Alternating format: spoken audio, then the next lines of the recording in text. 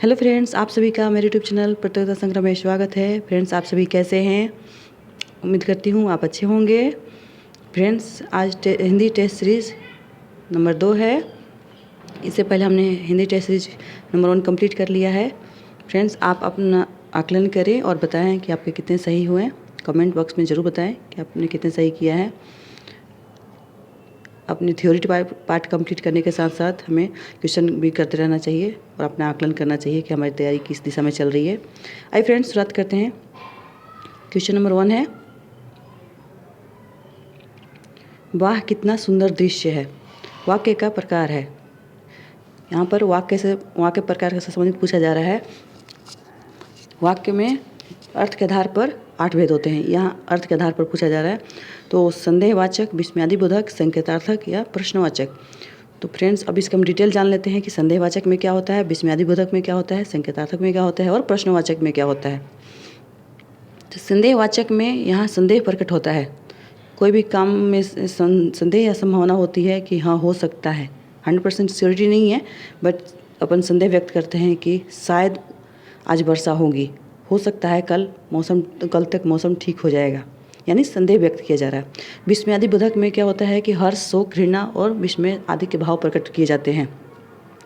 संकेतात्मक में शर्त और संकेत पर निर्भर होता है। एक जैसे यदि तुम आओ तो मैं चलूँ, वर्षा ना होती तो फसल सूख जाती, यानी एक पर दूसरा निर्भर है, एक काम होगा तभी दूसरा होगा। प्रश्नवाचक में हम प्रश्न पूछने संबंधित होता है। जैसे आप कहाँ जा रहे हो, क्या कर रहे हो, क्या खा रहे हो, तो ये प्रश्न पूछने संबंधित होता है। तो यहाँ पर क्या हो रहा है, वाह कितना सुंदर दृश्य है।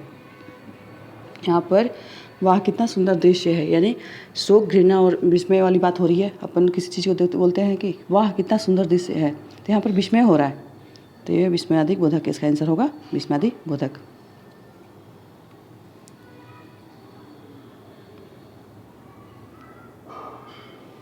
क्वेश्चन नंबर 2 है, इनमें संयुक्त वाक्य कौन सा है। इनमें संयुक्त वाक्य कौन सा है। यहाँ पर रचना के आधार पर वाक्य के प्रकार पूछे जा रहे हैं। संयुक्त वाक्य कौन सा है। रचना के आधार पर वाक्य के 3 भेद होते हैं, सरल वाक्य, संयुक्त वाक्य और तीसरा है मिश्र वाक्य। सरल वाक्य जिसमें एक उद्देश्य और एक विधेय हो, यानी एक कर्ता और एक कर्म हो। और मिश्र वाक्य में एक मुख्य उपवाक्य हो और उसके साथ अन्य आश्रित उपवाक्य हो। एक मुख्य उपवाक्य हो और उस पर एक अन्य या एक से अधिक आश्रित उपवाक्य हो। फ्रेंड्स, ये अभी रीट के एग्ज़ाम में लैंग्वेज सेकेंड में आया था हिंदी में, तो ऐसे आप डिटेल भी ज़रूर जानकारी रखें। और संयुक्त वाक्य में होता है कि और जो कंजक्शन और बट, लेकिन इस सबसे जुड़े होते हैं। तो यहाँ पर संयुक्त वाक्य पूछा जा रहा है, जिसका मुझे भय था वही हुआ। यहाँ ये संयुक्त वाक्य हो सकता है, ये मिश्र वाक्य है। हम जयपुर गए और वहाँ 4 दिन रुके। हम जयपुर गए और वहाँ 4 दिन रुके। सामने वाले कमरे में 4 लड़के व्याकरण की पुस्तक पढ़ रहे हैं। अच्छे लड़के नियमित पढ़ाई करते हैं। तो यहाँ पर संयुक्त वाक्य के बारे में पूछा जा रहा है। तो मैंने अभी बताया था, कीवर्ड बताया था कि और, लेकिन, बट वगैरह से जुड़ा होता है, तो ये संयुक्त वाक्य होते हैं। तो यही हमारा आंसर है, हम जयपुर गए और वहाँ 4 दिन रुके। अब हम देख लेते हैं कि और बाकी ए सी डी कौन से वाक्य है। तो जिसका मुझे भय था वही हुआ, ये मिश्र वाक्य है। सामने वाले कमरे में 4 लड़के व्याकरण की पुस्तक पढ़ रहे हैं, ये आपका सरल वाक्य है। अच्छे लड़के नियमित पढ़ाई करते हैं, ये भी सरल वाक्य है। फ्रेंड्स, कीवर्ड जरूर देखें, कीवर्ड से कभी कभी प्रश्न सही हो जाते हैं।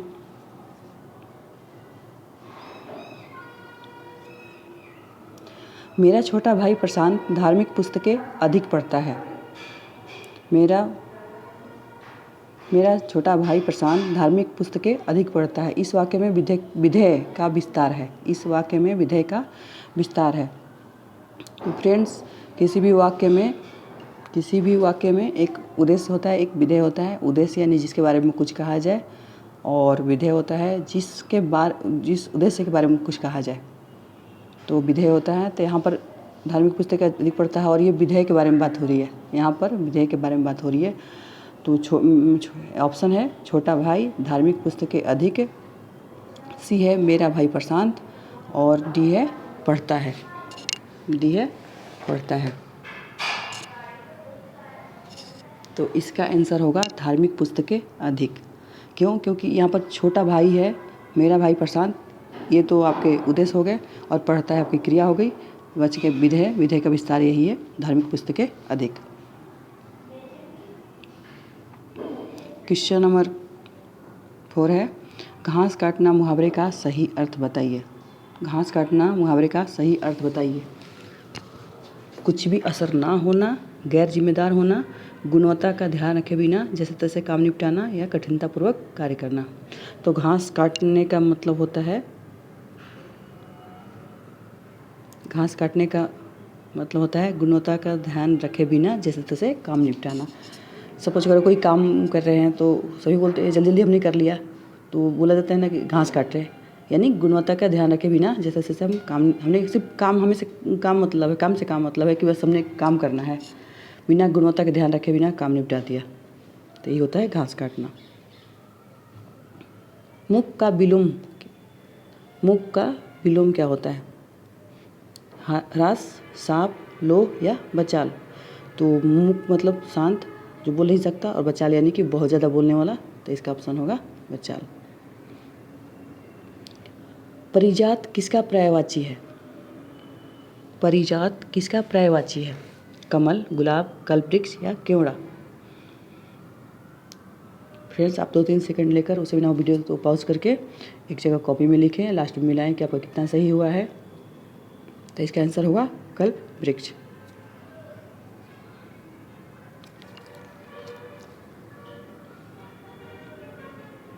क्वेश्चन नंबर 7 है, जो साइन आप देख रहे हैं, ये विराम चिन्ह से संबंधित प्रश्न है। ये साइन देख रहे हैं, ये कोष्टक में दिया गया कौन सा चिन्ह है? कोष्टक में दिया गया कौन सा चिन्ह है? योजक चिन्ह, निर्देशक चिन्ह, विवरण चिन्ह या लाघव चिन्ह। फ्रेंड्स, एक आपके विराम चिन्ह से संबंधित जरूर प्रश्न आएगा, तो आप जरूर पढ़ें। योजक चिन्ह, निर्देशक चिन्ह, विवरण चिन्ह या लाघव चिन्ह। तो इसका आंसर होगा विवरण चिन्ह।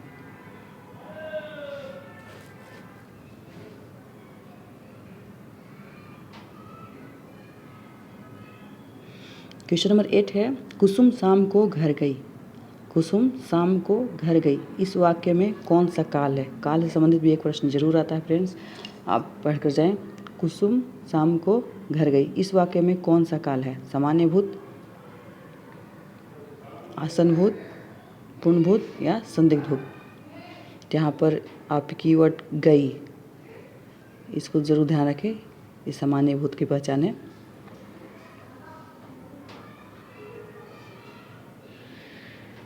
क्वेश्चन नंबर 9 है, इनमें से कौन सा शब्द पुल्लिंग के रूप में प्रयुक्त हुआ है? एक लिंग टॉपिक से भी एक प्रश्न जरूर आएंगे। इनमें से कौन सा शब्द पुल्लिंग के रूप में प्रयुक्त हुआ है? शिक्षा, अच्छी, बहस, अभिमान। फ्रेंड्स, आपको पुल्लिंग पहचानना हो तो आप उन्हें सेंटेंस बनाकर देखें, सेंटेंस बनाकर देखें, तो आपके ऑप्शन, आपके आंसर सही होंगे। जैसे शिक्षा अच्छी होती है, तो यहाँ शिक्षा और अच्छी दोनों हो गई, और बहस होती है, बहस की जाती है, यहाँ तीनों स्त्रीलिंग है और ये पुल्लिंग है। अभिमान किया, अभिमान किया जाता है, ये पुल्लिंग है। आप जरूर वाक्य में प्रयोग करके देखें, इससे आपको लिंग टॉपिक ऐसे ही कंप्लीट हो जाएंगे।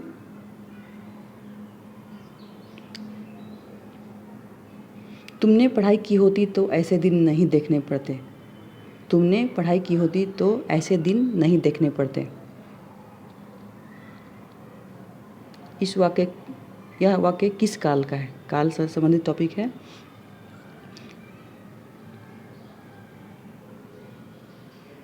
सामान्य भूत, हेतु हेतु मदभूत, अपूर्ण भूत, आसन भूत।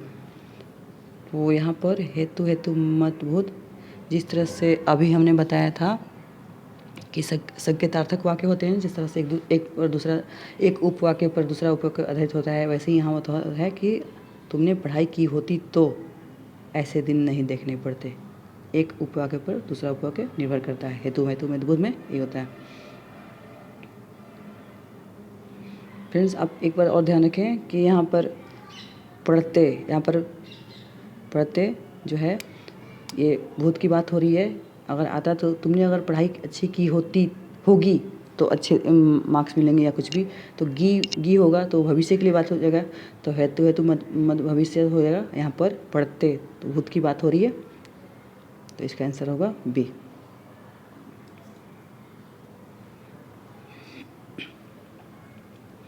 क्वेश्चन नंबर 11 है शिक्षण विधियों से संबंधित पुस्तक methods and technique of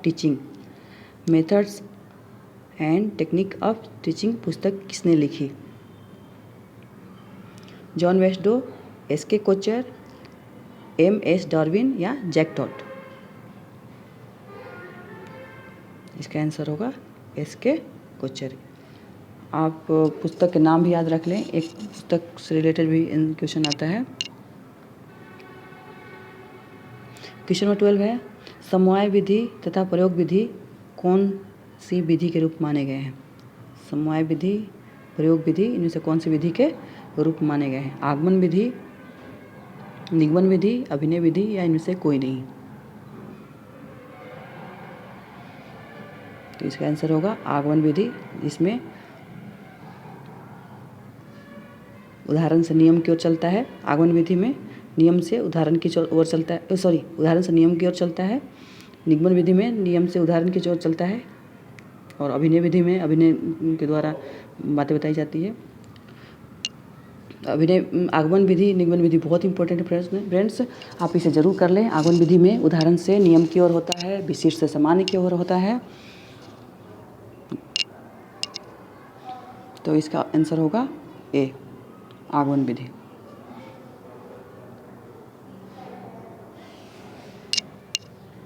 question number 13 है मॉन्टेसरी विधि का प्रयोग किसमें किया जाता है? मॉन्टेसरी विधि का प्रयोग किसमें किया जाता है? मॉन्टेसरी जी ने दो विधि बताई थी, एक साहचर्य विधि और एक मॉन्टेसरी विधि। मॉन्टेसरी विधि लेखन, इसका ऑप्शन है लेखन शिक्षण में, सोशल वाचन में, मौन वाचन में या उपयुक्त सभी में। तो मॉन्टेसरी विधि लेखन से संबंधित है और जो मॉन्टेसरी का ही साहचर्य विधि है वो वाचन से संबंधित है। जरूर ध्यान रखिए फ्रेंड्स।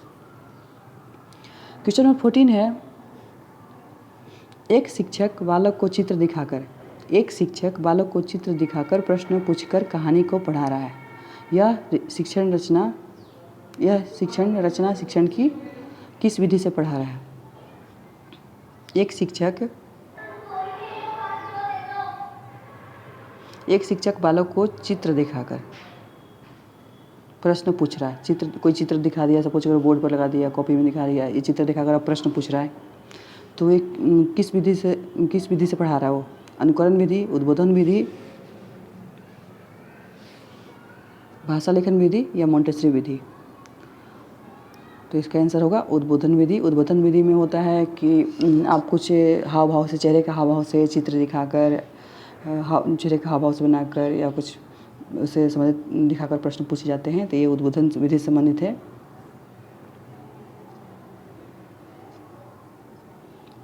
फ्रेंड्स इसमें ध्यान रखें कि उद्बोधन विधि संबंधित एक प्रश्न आ चुका है रीट में, जिसमें बोला गया था कि अनुवाद विधि जो है ना उद्बोधन विधि से संबंधित नहीं है। बाकी आप चेहरे का हाव भाव चित्र दिखाकर या कुछ भी कर सकते हैं, बस अनुवाद नहीं, उसमें ट्रांसलेट नहीं कर सकते, अनुवाद नहीं कर सकते उद्बोधन विधि में।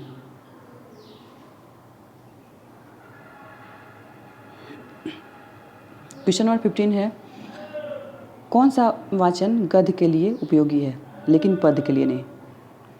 गद्य के लिए उपयोगी है लेकिन पद्य के लिए नहीं। सबसे पहले हम ये जान लें कि गद्य और पद्य क्या होते हैं। गद्य आपकी कहानी संबंधित है, पूरा विवरण मिलता है, और पद्य आपके छंदों में, अलंकारों में होता है।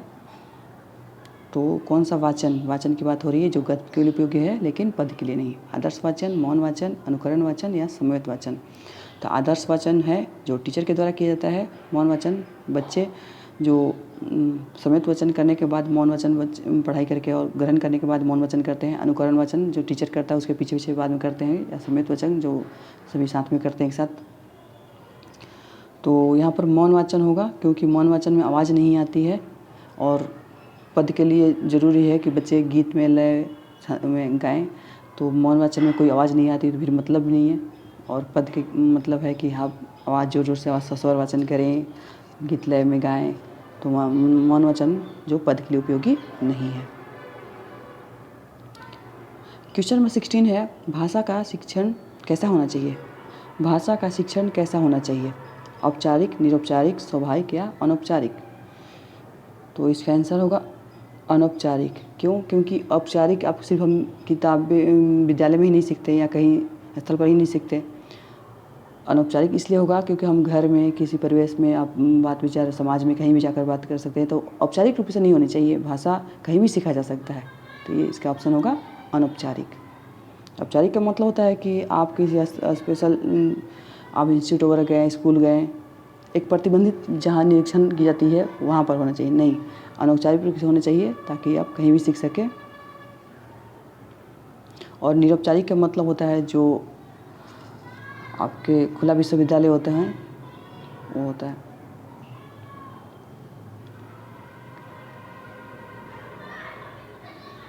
कौन सा कार्य ग्रहण करने अर्थ ग्रहण की कुशलताओं के विकास के लिए ज़्यादा उपयोगी होगा? कौन सा कार्य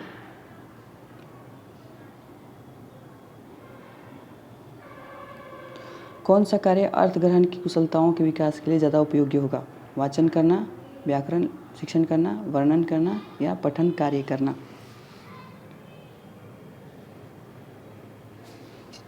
वाचन करना, व्याकरण शिक्षण करना, वर्णन करना या पठन कार्य करना? तो इसका आंसर होगा वर्णन करना। क्वेश्चन नंबर 18 है,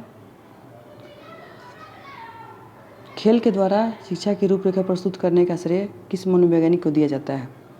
खेल के द्वारा शिक्षा की रूपरेखा प्रस्तुत करने के लिए का श्रेय किस मनोवैज्ञानिक को दिया जाता है? रायबर्न, कुक, वुंट या पार्कहर्स्ट? तो इसका आंसर होगा कुक। ये क्वेश्चन रीट में आ चुका है। अगर खेल विधि संबंधित है और अगर खेल विधि दिया हुआ है और जिसमें हेनरी वेल कुक नहीं दिया हो तो आप फ्रोबेल भी लगा सकते हैं, वो भी खेल से संबंधित थे।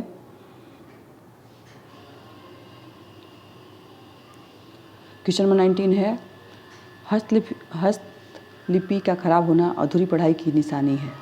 हस्तलिपि का खराब होना अधूरी पढ़ाई की निशानी है। मुदालियर ने, स्वामी विवेकानंद ने, डॉक्टर राधाकृष्णन ने या महात्मा गांधी ने?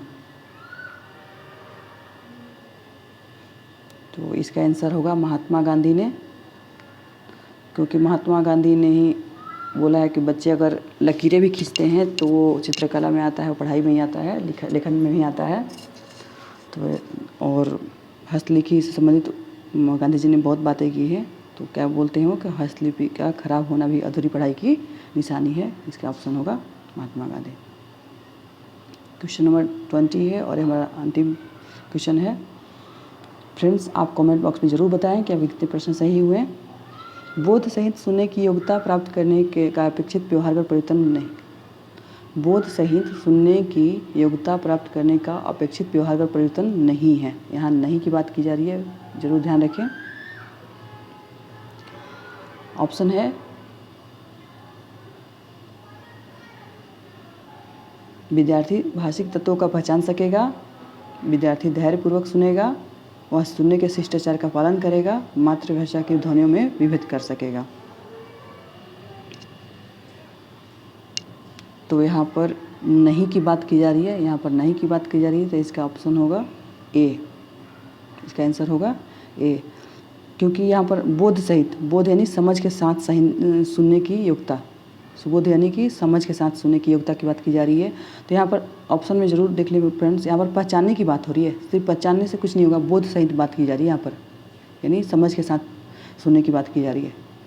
तो इसका नहीं की बात कर रहा है, तो यहाँ पर विद्यार्थी भाषिक तत्वों को पहचान सकेगा। फ्रेंड्स, हमारे 20 क्वेश्चन कंप्लीट हो गए हैं। आप ज़रूर कमेंट बॉक्स में बताएं कि आपके कितने प्रश्न सही हुए। ओके, और वीडियो पसंद आए तो चैनल को सब्सक्राइब करें ताकि आगे आने वाली वीडियो की नोटिफिकेशन मिलती रहे। लाइक, सब्सक्राइब एंड शेयर ज़रूर करें। Thank you friends.